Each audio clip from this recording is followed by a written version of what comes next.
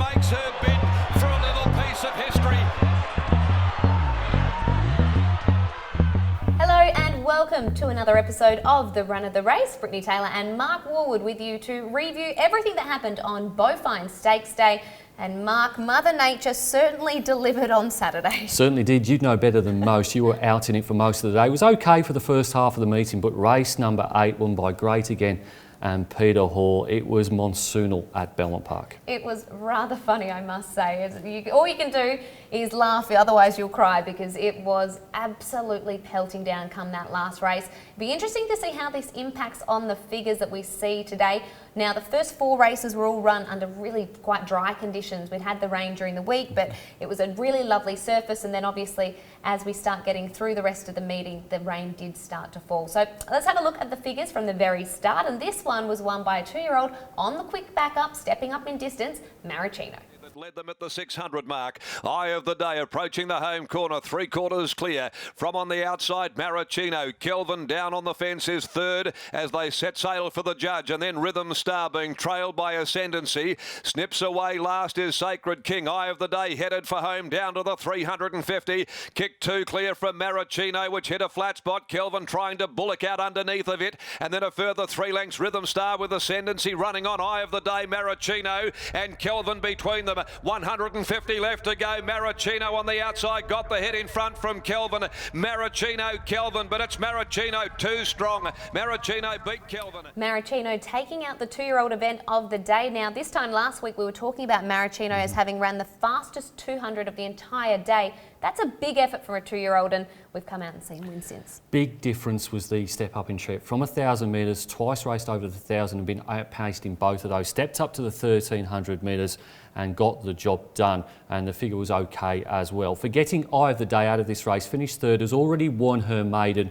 Her last 600 metre sectionals are probably not those of a horse that's going to win many times in the city. And I will forgive here Kelvin. It was his 5th run this preparation. His first run was his personal best. His 3rd run was in the Size Produce Stakes. He may well have just had enough this campaign. Okay, interesting that, because Eye of the Day, I think they were originally talking that would get better over further, but these figures on the weekend didn't seem to suggest that. Wasn't overly strong through the line on those figures. So it'll be interesting to see what the horse is able to accomplish. Let's have a look at race number 2, and this was the start of the Cerise and White. This one was won by True Attraction. Classic Pro, 3/4 Pure Magnus. The favourite looks to be coming away from the fence, coming up to the home corner now. True Attraction just had to steady off the heels, though, coming to the 450. He's looking to go back inside of them now. In fact, he's zigging and zagging on the fave, followed by Forgotten Star into the straight. Flower of War's the leader, 300 to go clear from Crypto. Now the fave, True Attraction, down on the inside, gets the run through, and it's got a head full of steam, and it's charging home. True Attraction right up along the inside, went to Flower of War. Forgotten Star runs on from Crypto, but True Attraction, scraping the Dulux, has come away with an impressive win. True Attraction, another one that was on that 7-day backup, was in your follow file last week, so well done. Managed to find this one, although the punters definitely liked him. He did shorten. Yeah, very short price was True Attraction. I think this horse is worth following again. It was the first time on the 7-day backup. Fastest sectionals in each of its last 2 runs, and a new personal best performance by about a length on Saturday. So True Attraction follow next time. I am going to forget Classic Pro here.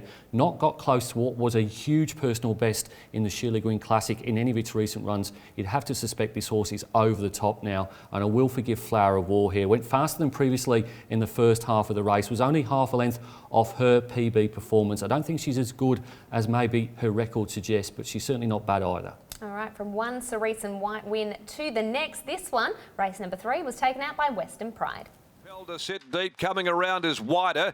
They're being followed further back behind them to Gifted Warrior, Bold Victory, and Hot Style is last coming into the home corner. Recharger had kicked about 2 clear. Inflation with Western Pride running on, so's coming around, but it's been forced to cover a lot of territory, and Western Pride surges up with 200 left to go. It's Western Pride that races to the lead. Coming around still battles Bold Victory. Over on the outside runs on Inflation, trying to dig in, but Western Pride is going to be much too good. Western Pride set off the course all of the way. Western Pride winning there. Recharger was the leader and went 3 lengths quicker than benchmark to the 600, so set up a nice tempo. Yeah, probably can forgive Recharger as well. The tempo was pretty quick, as you say, minus 3.1. And then when Sean O'Donnell came back to the mounting yard, he said the horse had got its tongue over its bit. I think you can forgive Recharger and probably Gates of Babylon as well, although it doesn't make the file. A horse that does make the file is Gifted Warrior. Finished 9th in this race, had won 2 of his first 3 starts, but is yet to beat benchmark ratings in any of its runs. Willing to forget that horse, and we will follow Western Pride here. Perhaps hit the front a little bit too early on Saturday, but was close to her personal best performance, and is now 3 from 3. It was about at this stage of the day that the weather was starting to creep up to be a little bit more inclement. The wind was howling out the back. And I think in race number 4, a lot of people weren't really wanting to punch the breeze, but a horse that wasn't afraid of it was Mrs. Brown's Boy. And Randy Tan even said after the race, the wind just seemed to drop off just before the race. It was able to lead all the way. Getting right back there with the cap catchers, Lucky Raw, 3 Son, and Mystery Miss is now last of all when they come to the home corner. 450 left to go. Mrs. Brown's Boy about to be taken on by Noir Daru, who's coming up now on the outside to get on equal terms at the top of the straight. They're a length and a half now, 2 clear. They've quickened from Maginica. Friar Fox is starting to let down very well. Further back, Battle Talk and Mystery Miss still about 4 from the leader. Mrs. Brown's Boy at the 150. Shook off Noir Daru, Maginica, Friar Fox, Battle Talk. Mrs. Brown's Boy giving. Mrs. Brown's Boy holds on. Battle Talk dives late. Oh, I don't think so. Mrs. Brown's Boy. Mrs. Brown's Boy winning there and led at a pretty even tempo, but was able to offer something at the end as well to produce a pretty nice figure. Yeah, he's won a couple of races now in town on Saturdays in recent times, which means he's copped a fair few points. So Mrs. Brown's Boy doesn't make the file. The horses that do, I'm going to forgive Friar Fox here. PB Performance first up, back from what was a disappointing run in the WA Oaks and then spent some time in Victoria with Darren Ware. So forgiving Friar Fox, it was a pretty good run first up. Forgetting Lucky Raw, close your ears, Brittany, here was a long way off the ratings this horse did in winning in a 66 plus handicap and finishing 2nd in the listed race at the end of last year. So forgetting Lucky Raw, and I will follow Mystery Miss here. Probably rode her off too soon. She settled last on Saturday, came home with the fastest sectionals, had no right to get as close as she did. I think she probably will win a race, and she's got a very low rating compared to some of the others in this contest. Certainly does. I wouldn't jump off Lucky Raw just yet, but we will see how she goes for the remainder of the preparation. Great to see Mystery Miss bounce back with that brilliant performance. We'll take a quick break, and on the other side, we'll have a look at the back half of the meeting. This is where the weather started setting in.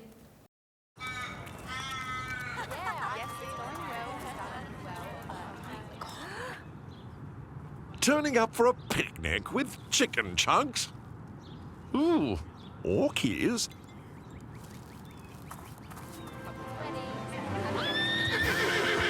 Turning up for a picnic on a horse? Ooh, delightful. Life's better with horses. See you at the races. Welcome back to the run of the race. We are up to race number 5, and perhaps this was the omen bet as the weather did start setting in. Battle Storm taking out the 5th. Behind them in a compact field. On the rail, Vital Blast. Then to rise again, Akiko. Host Win Pegasus, Route 88. Abbey Lane and tailed off Duck Duck Goose into the home straight. 350 left to go. Still 4 across the track. Prevailing wins the widest of them. Got the head in front. Double Jeopardy does kick though. Battle Storm is starting to weave his way through. He saw a bit of daylight. He capitalised and down the outside. Route 88. He draws the whip on Battle Storm. Battle Storm kicks away now. It's Battle Storm, and there is a great first up win. Battle Storm winning with a really good figure here. 8.5 lengths better than benchmark overall. Great to see this horse back. What a great purchase as well. I think they only spent $100,000 on this horse. I think John Price bought the horse for Bob Peters. I think it was originally going to be trained over in Victoria. It's now racing in WA, 3 from 3, a new personal best by about 5 lengths on Saturday, and a mighty impressive performance first up. What wasn't impressive was the 10th finisher, Prevailing Winds. That's its 2nd poor run in WA and was stone motherless on its last start in Victoria. And I'll forgive Route 88. I think this horse relished getting back to the 1,000 metres. All of its best form has been over the 5 furlongs and set a new personal best, even though it lost to Battle Storm. It was a very good performance indeed. Okay, this next race, this was the feature, the Bowfine Stakes, and this one taken out by Market Ruler. Market Ruler, third, 3 deep. Rebel King pushes up, well placed as they track to the bend. Then came the top weight behind them, Rock Magic, and trailed by Electric Light, who's starting to work on through the bridle as they come around the corner. 400 left to go. Captain Sterling led Durandell. Market Ruler still there. Back on the inside under heavy pressure, Rebel King, followed by Rock Magic and Electric Light called upon. Captain Sterling had shaken them off though, with 150 left to go. Clear down the outside. Market Ruler keeps coming, and so does Rock Magic. Market Ruler grabs the lead. This has been a grandstand performance. Market Ruler taking out the Bowfine in what was a brilliant performance. Sat 3 deep, no cover, and has returned a huge figure. Minus 10.4, and given that the track was deteriorating by race number 6 on Saturday, that's a marvellous figure. She is the follow horse for mine. She's copped a 12-point rise in the ratings because of that win, but she was far too good, and critically she was wide throughout as well, so she was really good value for that minus 10.4 figure. I'm going to forget Rebel King. He was clearly the worst run of the race. The bar plates were off as well. This was a high rating race, but Rebel King only came in at minus 5.6. And I'm going to forgive Electric Light. Second, another really booming finish from this horse. Was a great effort off that quick backup after racing over 1,400 metres the week before. There's the files out of the Bowfine Stakes as we look forward to the rest of the Belmont Series. Still 2 races to go on the day, and iArt. This is a horse that's really going through the grades nicely in the staying ranks. Now being put into the race. iArt will track it. Beg to Differ's over on the fence. A length away, Media Baron, who'll follow iArt to the corner. Diplomatic Stress on the outside has had not much luck. Around it, Black Attack very deep, followed by Make Mine Champers defiantly, and cutting the corner, Lennon Song. Lady Trader headed for home. Quickly tackled by 23 Red. Storm Dancer joins in, then La Vista, followed by iArt, who's beginning to make up ground. At the 200, 23 Red, Storm Dancer, iArt. It's iArt on the outside of Storm Dancer. They're coming away. Pike busy at work on iArt, and iArt is again going to be too good. iArt beats home Storm Dancer. iArt taking out the 2,000 metre event, a horse that had a late start to its career, but is really making up for some lost time. Yeah, won 4 of its last 5 as well, this late bloomer. You look at the ratings from Pumped Inform, it probably doesn't tell the whole story. I know that Jeff Evans and Lindsay Smith think a fair bit of iArt, so willing to look beyond the pure ratings. I think iArt is the horse to follow. I think forget Lavistar here. Only 2 wins. They were both at Bunbury. No good punting form ratings, and has now been beaten in its last 4 starts at $7 or less. And forgiving Media Baron, held up from the turn to around 200 metres from home. Look, bad luck is the story of this horse's life. Fastest last 200 again. If you back him, you know what you're going to get. He will win, but just probably not out of turn. He's a horse that you just continually throws in an eye catcher. You think, I need to be on next start, but he's a tough one to back because he needs everything to go his way as it is with back markers.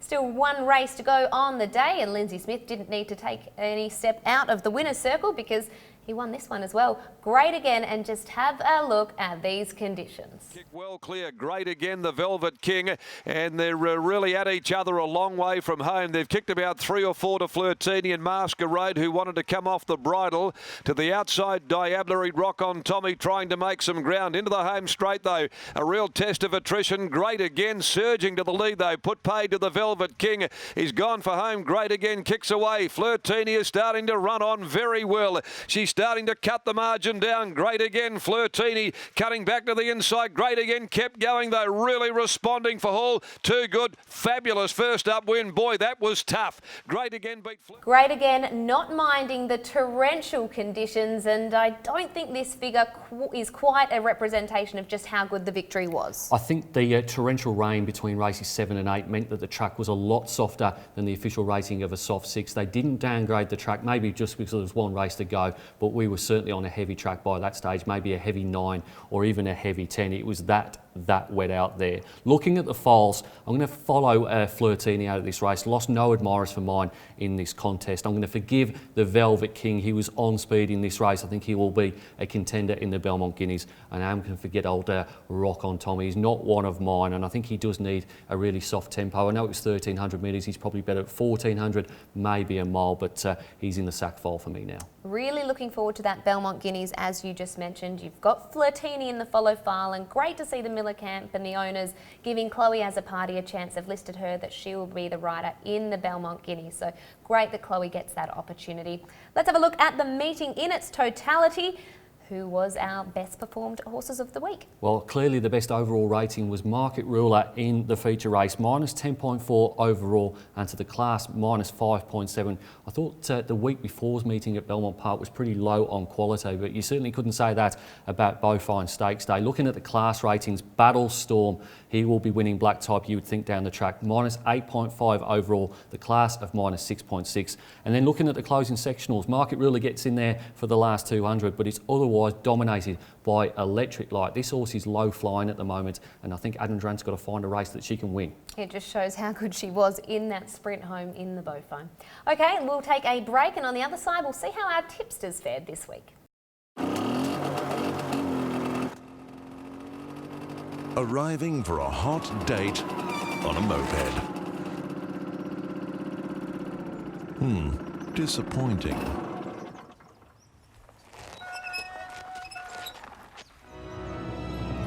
Arriving for a hot date on a horse? Fantastic! Life's better with horses. See you at the races.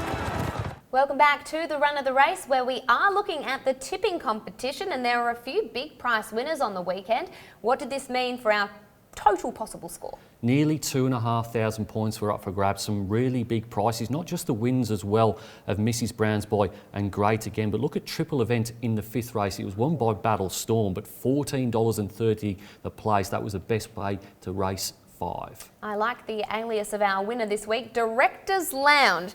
How did Fred White tip on the weekend? Well, Fred went really, really well. He got both Mrs. Brown's Boy and his big bet on Great Again. So he had the 5 winners, and Fred, with his prize, will probably be able to afford to dine in the Director's Lounge on one of the feature days during the Ascot Racing Carnival. And I'm sure he'll do just that.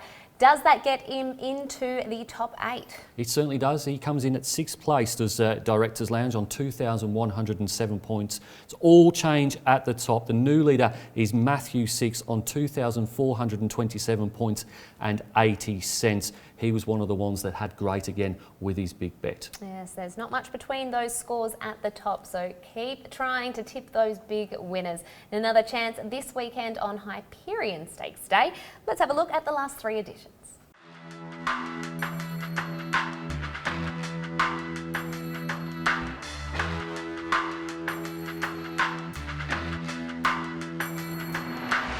Bandana's the leader. From on the outside, Zorant's closing. Winkin' and Nod's winding up down the outside. Fuchsia Bandana, Zorant's grabbed it. Winkin' and Nod flying on the outside. Zorant's Fuchsia Bandana. Winkin' and Nod keeps coming. Winkin' and Nod diving at Zorant's. They went to it. Winkin' and Nod.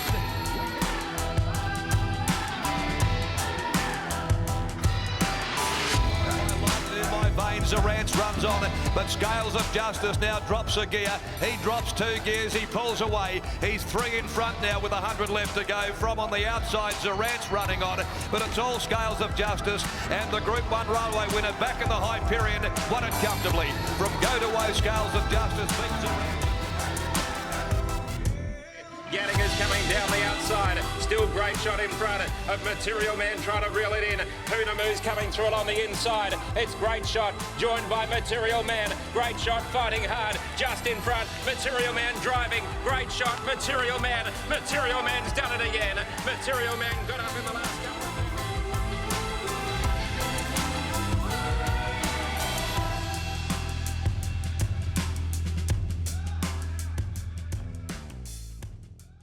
There's the last 3 editions of the Hyperion. Lucy Warwick winning 2 of the last 3, including last year's Material Man. We talked about how Material Man clean swept that Belmont Carnival last year. Well, I dare say Galaxy Star may be the way that it's heading this year. Yeah, this year they'll be racing for $150,000 in total prize money in the Hyperion Stakes, but Rawa put out their new distribution earlier this week, and this race will be one of those increasing in prize money next year to 200,000 smackaroos. That is really good news for those that will have horses running in these big feature events. It means great things for this Belmont Carnival.